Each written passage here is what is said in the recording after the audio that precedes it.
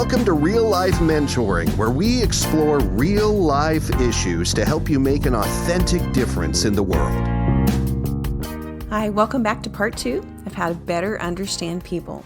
Chris, you want to pick it up on the components we're talking about of how to really understand somebody better. So we want to encourage you to think about having meaningful conversations, and what that will require is to ask questions, and as you understand people better, you will discover things like, oh, we have maybe some cultural differences. We have a generational difference, and that's okay. You talk through these things and you learn from one another. So how to better understand people is so important as you discover their story. Right. Yeah. One of the things we'll just jump into the points today is understanding the uncomfortable. What does that mean when we say understanding the uncomfortable? First of all, I'm a high communicator, but I don't wake up in the morning hoping I get to have an uncomfortable conversation with someone. Right. It'd be something we talked about. Pain that people have had in the past, but painful or hurtful experiences. Right. It's really important to talk about it, but it's uncomfortable sometimes. Sexuality can be really complicated and uncomfortable for people. Here's an example. Were you raised in a home where your parents talked to you about sex? Oh, heavens no. Mine either. Yeah. And so when someone did talk to me about it initially, it was uncomfortable. It didn't need to be, but it was. And that's a good point. What's uncomfortable for someone may not be uncomfortable. So I always let my mentee sort of gauge. I go from her comfortable level. Okay. Sometimes topics just need to be brought up, and we get to walk through that together.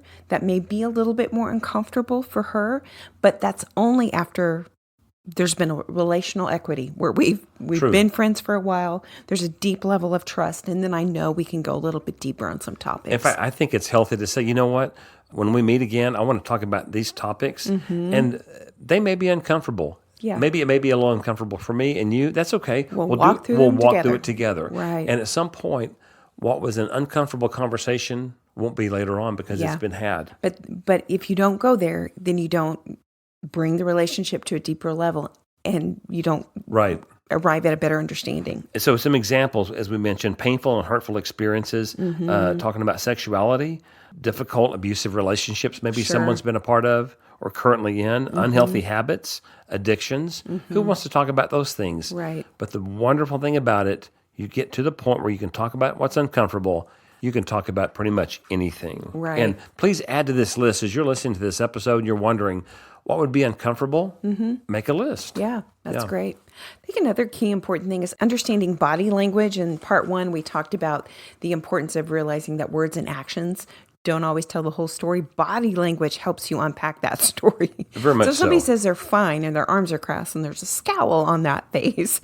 Body language is telling you, yeah, probably things are not fine. I wish I had my phone with me because I actually wrote down before this podcast recording is that to pick up a phone, to be looking at it is actually an aspect of body language in our society now. Right. What am I telling you? You're talking to me about something important. Right. Okay. And I pick up my phone because I heard it ding. What am I telling you with that? Yeah. What I have to say is not important. Probably not. Right. Or if it is, I may think it is, but I'm distracted by, or it's a habit of mine to grab the phone. I'm going to give you the wrong impression. Right. So body language is more than just our bodies. Right. It's what we do at the same time. So what are we talking about? Well, like our posture. If we're leaning in, if we're interested, or looking away, not being able to make eye contact, arm placement, body movement, nervous habits, all of those things. You know, I have a tendency to notice when my girls were little, if one of them had a nervous tick, well, our youngest daughter, when she'd get tired, she wouldn't have to say, "Mom, I'm tired." She would grab her hair and rub it against her cheek. So that was a body movement that was very telling for her that, "Mom, I've had enough. I'm tired and I need to be alone and I need to go to bed." She wasn't telling me with words, but her body was saying, "I'm tired. I'm done." Yeah. It can actually be the whole body. Let's say you're at a party, a lot of people are around, and there's someone standing in the corner with a beverage, and they're just there in the corner. Yeah. Their body language may be saying, "I am really uncomfortable being here. I wish someone would come up to me and just talk to me individually because I don't want to be seen in all this crowd." We at parties have had a lot of body language when you're content to talk the night away and I'm done. Right. There's some body language where I'm looking at you like, Mr. Elledge, I love you so much, but if I don't get out of this party, I'm going to crash. Right. Right. And there's some body language, like some looks being exchanged. Right. And communicating. hopefully no one else would notice that. Right. So Yeah. body language is so important. Yeah. Or like be a you open the student. front door and say, well, thank you guys for coming tonight. And they're still at the dinner table. Yeah. But these are, again, how to better understand people. This is the purpose of this episode. Right. A key component in this is understanding social skills and social anxiety. I think it's something worth bringing up. Mentors need to bring this up. Be candid about your own social anxiety or social skills. Or lack of social thereof. skills. Yes. Right. Because that can really help you understand mentees. I have a mentee who was very vocal when we started getting to know one another. She said, hey, when we're in a large group, I've got social anxiety. So if you see me acting like A, B, or C, that's how it's presenting itself. Made all the difference in the world in our relationship because then I understood, oh, she's feeling some pressure here because we're in a social setting. I can come help or whatever. Would you have known if this person had No. social anxiety initially? Oh, heavens, no. Very expressive, almost life of the party. Right. So just being so vocal and bringing those topics up, a good mentor will bring those topics up. You may not be in a social setting with your mentee, but bringing these topics helps them be aware of what they do, helps you understand them, gives you more compassion. Yeah, those are key things. Anything else on that for you? I was mentoring a guy, and it didn't seem to be working so well. Mm-hmm. And he didn't seem to be, from my perspective, attentive, interested that much. And I thought, you know what, maybe he doesn't need to be doing this. So I think I'm going to let him off the hook, meet with him the next time and say, look, if this is not a fit, that's okay. Mm-hmm. What I discovered, though, I gave him some examples of what I had seen. Mm-hmm. I said, you don't really seem interested in this, and that's okay if you don't want to do this. Uh-huh. And he shared with me that he battled social anxiety. Okay. That gave me incredible compassion. I had compassion for him anyway, but it gave me understanding of him. So I said, give me some examples. What would I see and hear from you that would tell me that? Mm-hmm. And it made sense as I looked back over our journey. So did that experience bring the relationship deeper? Very much so. Yeah. When you understand someone better, we are understood better, it changes the relationship. You go, oh, that makes sense to me. Yeah. That would be a struggle now. And so also what I did with that, I contacted our friend who battles with social anxiety, who is a professional, not in social anxiety, but a professional counselor. And I said, tell me what you deal with. And she began to give me a list, and it connected for me. It made sense. Speaking of connecting, we have on here, understanding connecting points is one way to better understand somebody.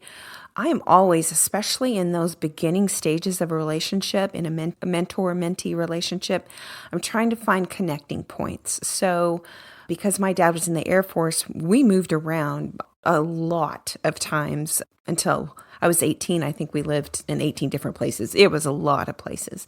So somebody may not have had that experience, but because of job loss or abuse or whatever, my mentee that I'm getting to know maybe moved around a lot. That's a connecting point. The moving around. The moving around. Makes sense. It gives the you sense of transition. Right. Yeah, it feels good to connect on certain levels with people. Right. So finding those connecting points help bond you together.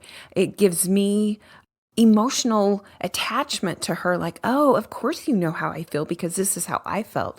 That must have been how you felt. Yeah. I think initially people think about me, connection points, maybe we both like sports or we both like history or music. And those are. Right. But it's also some painful experiences you've had. Right. In fact, it's amazing when you can connect with someone because they understand some of your hurtful past. Right. You want to see that relationship go deep and meaningful. It's amazing what can happen. So connecting points can be numerous things. That's what I'm trying to say, I guess. Right. We're going to talk about understanding fear. And I think what people often mistake as, oh, that person's probably dealing with fear, if somebody's always joking around. Okay, I'm sorry. Can you back up and say that again? Right. So fear, when we understand the role of fear in a person's life, sometimes it presents itself in ways we wouldn't go, oh, that person's dealing with fear. So example, they're always maybe joking, or there's surface conversations. It could be that person is really struggling with some fear. Yeah, it just doesn't manifest it manifests itself in some other ways that would disguise it. That's Right. what you're saying. Okay, Right. makes sense. It could come across as maybe the person's arrogant, or they speak as though they have all the answers. They have this I can do it all attitude. Oh, I've done that. It didn't work well for me. I'm the expert, whatever. Okay. All of those, not always. We're not putting a blanket statement out there. But if you really want to better understand somebody, it could be they're presenting that way because they could be fearful of some things. I do have a humorous example. Many Yeah. years ago in my 20s, I was working for this hotel, and a new manager came in, and he was always Mr. Positive. Mm-hmm. In fact, I heard this so many times. Years later, I still think of this when I think about this man. If someone asked him, how are you today? Super. I mean, it was so dramatic. Super. Yeah. Everything was super. I remember thinking, no, it's not. We've got problems when we Yeah. have this situation.